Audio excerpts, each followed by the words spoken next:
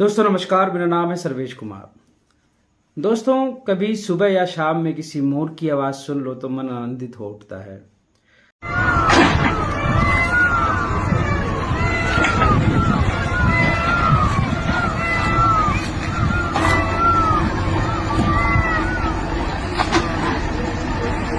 परंतु इस वीडियो में जिस मोर की आवाज़ आप सुन रहे हो, ये मोर की आवाज़ एक हृदय विदारक चित्कार लग रही है, जो चिल्ला चिल्ला के कह रही है कि हे मानव, हमने तुम्हारा क्या बिगाड़ा है, क्यों तुम हमारे घरों को उजाड़ रहे हो। विकास के नाम पर जो ये विनाश तुम कर रहे हो, इसका भुगतान तुम्हारी आने वाली नस्लें करेंगी। दोस्तों, ये जगह है कांचा गाची बावली, हैदराबाद, तेलंगाना का। दोस्तों, ये हिस्सा हैदराबाद सेंट्रल यूनिवर्सिटी के प्रेमिसेस में आता है। यहाँ पर तेलंगाना सरकार ने 400 एकड़ जंगल को काटने का आदेश दे दिया है। वो इन जंगलों को काटकर यहाँ पर आईटी हब बनाना चाहते हैं। दोस्तों, क्या हम इस तरह के विकास को चाहते हैं? क्या हम ये चाहते हैं कि हमारे पेड़ों को काट करके यहाँ आईटी हब बनाया जाए? क्या हम पेड़ों के कटने के नुकसान को नहीं जानते हैं? जिस प्रकार से हमारे देश में मौसम बदल रहा है, हमारे देश में नहीं पूरे संसार में जो पेड़ों की अंधाधुंध कटाई चल रही है, उसके नुकसान हमने अपनी आंखों से खुद देखे हैं। बारिश होती है तो कहीं होती है, कहीं बाढ़ ही आ जाती है, या कहीं फिर सूखा ही पड़ जाता है। गर्मी इतनी तेज़ी से बढ़ रही है कि मार्च के महीने में ही जून की फीलिंग आ रही है। और इस तरीके से ही अगर गर्मी बढ़ती रही तो एक समय ऐसा आएगा कि प्रशांत आचार्य का वह कथन सत्य हो जाएगा कि रोज टू डेथ हम उस तरफ बढ़ रहे हैं जहां मानव रोज टू डेथ वाली स्थिति में चला जाएगा। दोस्तों, आज ही मैं एक अखबार में पढ़ रहा था कि यदि पृथ्वी का तापमान 4 डिग्री बढ़ता है तो मानव जाति 40% गरीब हो जाएगी।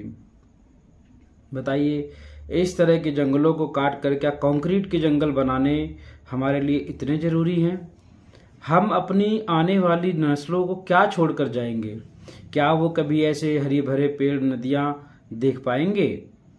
दोस्तों, अगर हम आज से ही इसके बारे में विचार नहीं करेंगे, अगर हम आज से ही अपने पेड़ों को नहीं बचाएंगे, नए पेड़ नहीं लगाएंगे, तो एक समय ऐसा आएगा जब अंडरग्राउंड वाटर खत्म हो जाएगा, नदियां सूख जाएंगी और पेड़ तो हम विकास के नाम पे समाप्त कर ही चुके होंगे।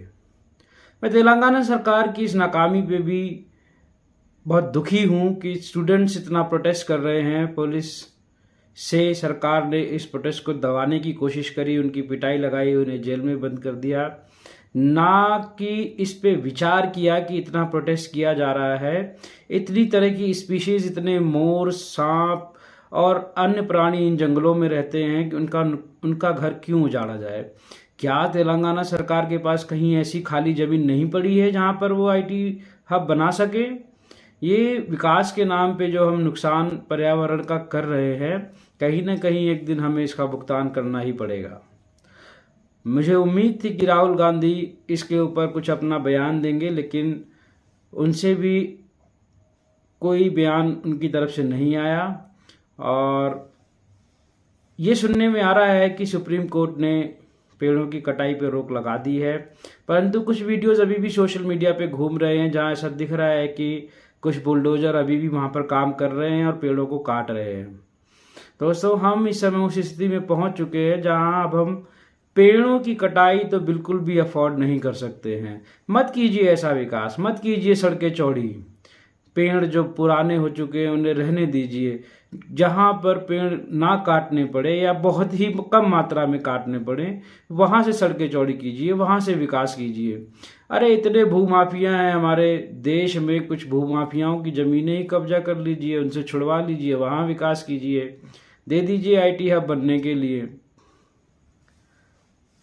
दोस्तों, मुझे तो ऐसा भी लगता है कभी कभी कि पेड़ों को भी भारत की नागरिकता दे दी जानी चाहिए। पेड़ काटने पे कत्ल का मुकदमा चलना चाहिए। मैं आपको अपने शहर के हालात बता दूं, मैं हरियाणा के फरीदाबाद में रहता हूं। हमारे यहाँ का ग्राउंड वाटर इतना खारा है, जो सप्लाई का पानी हमारे घर में आता है आप उसको मुंह में डाल के कुल्ला नहीं कर सकते, इतना खारा है। अगर आपने उससे नहा लिया तो साबुन छूटता नहीं है। हमें हर हफ्ते टैंकर से पानी मंगवाना पड़ता है। ये टैंकर वाले जाने कहाँ किस गांव से लेकर के आते हैं, मैं जगह तो को नहीं देखा, पर मुझे उम्मीद है कि आसपास के जो गांव है वहाँ से ये टैंकर भर के पानी का लाते हैं।